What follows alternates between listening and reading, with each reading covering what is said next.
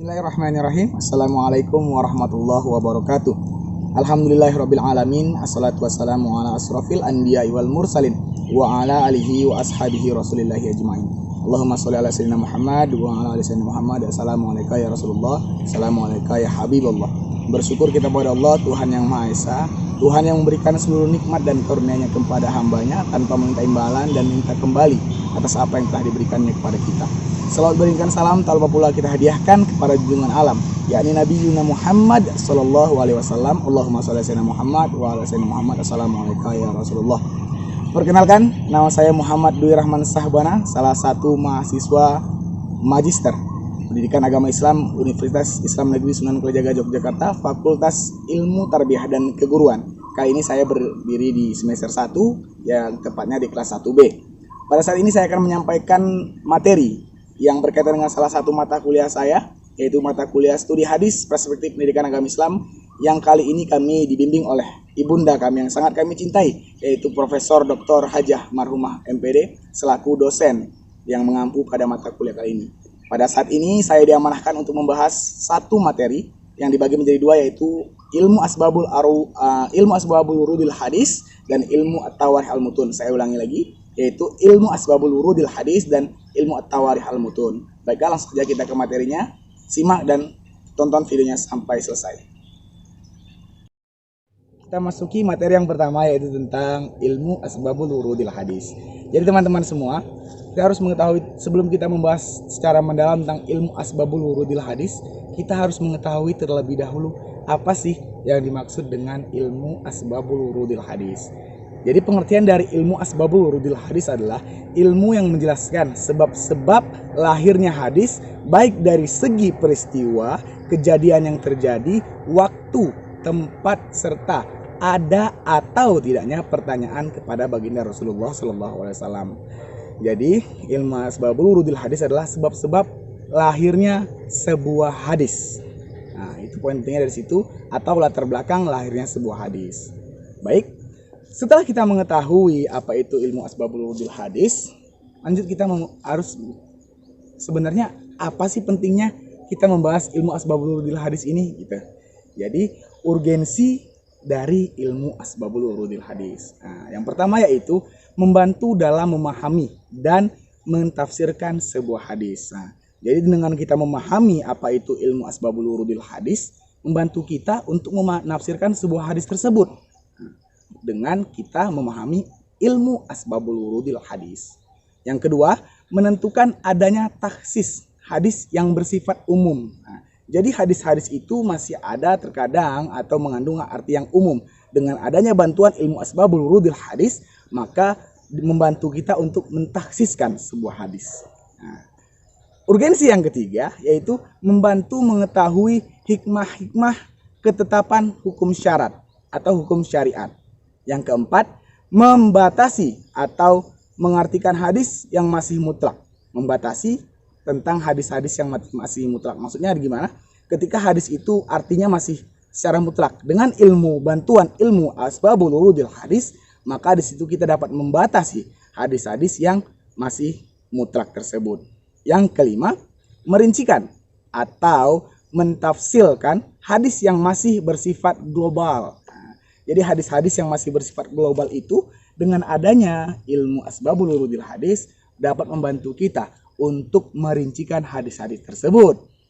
Baik, yang selanjutnya yaitu yang keenam, menentukan ada atau tidaknya nasikh wal mansukh. Menentukan ada atau tidaknya nasikh wal mansukh.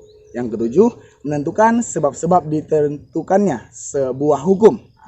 Jadi hadis itu turun. Nah, ketika kita memahami tentang ilmu asbabul wurudil hadis, yaitu tentang lahirnya sebuah hadis, otomatis kita akan mengetahui kenapa ketika hadis turun berarti ada hukum yang akan turun dari baginda Rasulullah SAW.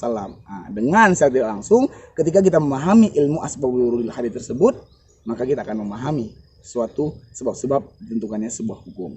Yang terakhir adalah menjelaskan maksud suatu hadis yang masih muskil. Apa itu muskil? Yaitu sulit untuk dipahami. Nah, dengan bantuan ilmu asbabul wurudil hadis berkesinambungan dengan urgensi yang pertama tadi, menafsirkan hadis, yaitu hadis tersebut masih ada loh yang masih sulit untuk dipahami atau masih menjanggal, dan dengan adanya ilmu asbabul wurudil hadis maka dapat membantu kita untuk mengetahui maksud dari hadis tersebut. Baik, teman-teman semua, setelah kita membahas tentang urgensi, arti, kita menuju ke contoh. Jadi di sini saya akan mencontohkan dari berbagai macam urgensi tadi. Jadi kita tidak meninggalkan hal yang lama, melainkan saling berkesinambungan antara urgensi dan contohnya. Contoh yang pertama yaitu di hadis Musnad Ahmad bin Hanbal nomor 6803. Ini menjawab dari urgensi nomor 2 dan nomor 7, yaitu yang pertama sebagai taksis terhadap sesuatu yang masih bersifat umum, dan yang ketujuh tadi menjelaskan sebab-sebab ditentukannya sebuah hukum. Jadi di hadis tersebut hadis tersebut itu masih ada yang bersifat umum.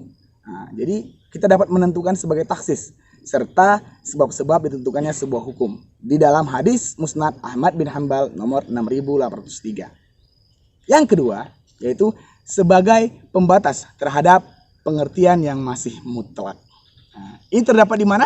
Contohnya terdapat di hadis riwayat Sahih Muslim nomor 6975. Itu dia.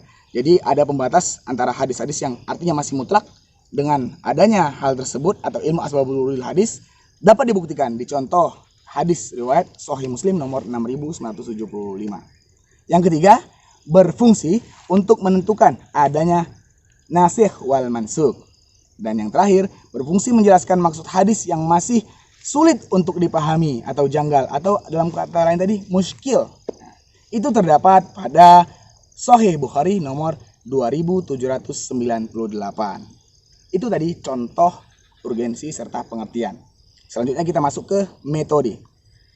Dalam mempelajari sebuah ilmu atau memahami sebuah ilmu pengetahuan, pasti kita harus mengetahui juga cara, metode, serta jalan yang harus kita tempuh untuk memahami serta menjalankan ilmu tersebut. Begitu. Jadi dalam ilmu asbabul wurudil hadis ini, metode yang pertama yaitu asbabul wurud dapat dilihat dari hadisnya sendiri. Jadi ada hadis yang memang betul yang bisa kita lihat langsung asbabul wurudil hadisnya di dalam hadis itu sendiri. Itu merupakan metode yang pertama. Yang kedua, asbabul wurud yang tidak ada di hadis itu sendiri tetapi dijelaskan di hadis lain. Ada juga hadis yang asbabul wurudil hadisnya di situ tidak bisa kita temukan di hadis yang itu, tetapi dapat kita temukan di hadis yang lain. Jawabannya ada di hadis yang lain. Itu merupakan metode yang kedua. Metode yang ketiga dapat dilihat dari perkataan atau informasi dari sahabat-sahabat Nabi Muhammad SAW. Dan yang terakhir metodenya adalah melalui ijtihad. Asbabul wurudil hadis dapat dilihat dari ijtihad para ulama. Mungkin itu penjelasan dari secara gamblang, penjelasan dari asbabul wurudil hadis. Dari mulai pengertian, urgensi, contoh, serta metodenya kita sudah memahami. Jadi yang kita pahami pertama yaitu tentang yang paling terpenting adalah pengertiannya adalah asbabul wurudil hadis ini adalah latar belakang atau sebab-sebab lahirnya hadis. Baik dari segi peristiwa, kejadian, tempat, waktu, maupun ada atau tidaknya pertanyaan kepada baginda Rasulullah SAW. Baik. Itu dia penjelasan tentang asbabul wurudil hadis. Kita lanjutkan ke penjelasan tentang ilmu tawarikh al-mutun. Baik sahabat semua, tadi kita sudah menjelaskan secara gamblang apa itu makna, urgensi, serta contoh dan metode dari ilmu asbabul wurudil hadis. Kita melangkah ke materi yang kedua, yaitu tentang ilmu tawarikh al-mutun. Apa yang dimaksud dengan ilmu tawarikh al-mutun itu? Ilmu tawarikh al-mutun adalah ilmu yang membahas sejarah lahirnya matan hadis. Penekanannya apa? Ilmu yang membahas tentang sejarah lahirnya matan hadis. Nah, itu dia. Jadi ilmu tawarikh al-mutun ini tidak hampir beda dengan ilmu asbabul wurudil hadis, juga memiliki fungsi serta metode dalam melaksanakannya. Kita lanjut ke fungsi dari ilmu at-tawarikh al-mutun. Nah, fungsi yang pertama yaitu untuk mengetahui nasikh mansukh sebuah hadis tadi. Nah, hampir sama atau ada juga fungsi itu di dalam ilmu asbabul wurudil hadis. Dan ilmu tawarikh al-mutun juga memiliki fungsi yang sama, yaitu untuk mengetahui nasikh mansukh sebuah hadis. Fungsi yang kedua ialah untuk mengelompokkan apakah hadis tersebut tergolong hadis makkiyah atau hadis tersebut tergolong hadis madaniyah. Yang ketiga, untuk menghindari kesalahan dalam menentukan atau memahami sebuah hadis. Nah, itu tadi fungsi dari ilmu at-tawarikh al-mutun. Nah, setelah kita memahami fungsi serta arti dan makna tadi, saya ulangi lagi, setiap ilmu atau setiap kajian ilmu kita harus tahu cara metode yang kita lakukan untuk melakukan atau mengaplikasikannya. Nah, jadi metode dalam ilmu tawarikh al-mutun ini yang pertama ditandai dengan terdapatnya atau ada kata ibtida atau awal di hadis tersebut. Nah, itu dia. Dapat kita cari sebuah hadis atau kita temukan kata ibtida atau awal dapat membantu kita untuk memahami atau mengaplikasikan ilmu tawarikh al-mutun ini. Yang kedua, terdapat kata qabliyah. Qabliyah di sini maknanya itu sebelum. Nah, yang ketiga, terdapat kata ba'diyah. Nah, lawan kata dari qabliyah tadi, terdapat kata ba'diyah, yaitu sesudah. Yang keempat, terdapat kata-kata yang menunjukkan tentang waktu. Nah, itu dia metode-metode atau cara-cara mengetahui tentang ilmu at-tawarikh al-mutun itu. Oke. Setelah kita menjelaskan tentang asbabul wurudil hadis tadi secara gamblang dan ilmu tawarikh al-mutun ini secara gamblang, terus apa perbedaan yang signifikan di antara dua kajian ilmu ini? Perbedaannya adalah ilmu asbabul wurudil hadis penekanannya pada tentang latar belakang serta sebab-sebab lahirnya sebuah hadis. Dalam kata lain, kenapa Nabi mengatakan itu dan melaksanakan perbuatan itu? Kenapa? Latar belakangnya.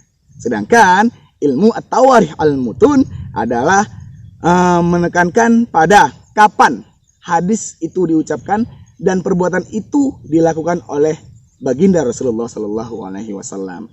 Jadi kalau ilmu asbabul wurudil hadis itu latar belakang penekanannya tentang turunnya hadis, sedangkan ilmu at-tawarikh al-mutun tentang kapan hadis tersebut diucapkan dan perbuatan itu dilaksanakan oleh baginda Rasulullah Sallallahu Alaihi Wasallam. Baik sahabat-sahabat, itu tadi penjelasan tentang ilmu asbabul wurudil hadis dan ilmu at-tawarikh al-mutun. Semoga kita dapat memahaminya dengan baik, dan apabila ada kesalahan kata atau ucapan saya yang tidak benar, itu datangnya dari saya dan kebenaran hanyalah datang dari Allah Subhanahu wa taala. Saya tutup, wabillahi taufiq wal hidayah. Assalamualaikum warahmatullahi wabarakatuh. Semoga bermanfaat.